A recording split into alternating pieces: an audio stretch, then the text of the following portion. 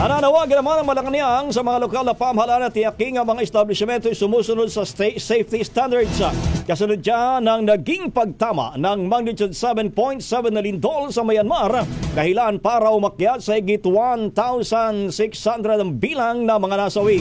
Sa isang press briefing, sinabi ni Communications Undersecretary Claire Castro na bagaman hindi batid ng kahit na sino kung kailan darating ang the big one, mainam na ang maging handa.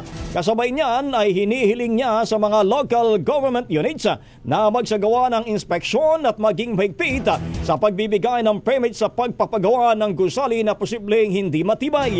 Hinikayat niya rin ang lahat na magtulong-tulong upang maipalam ang tungkol sa paghanda sa mga ganitong klaseng sakuna.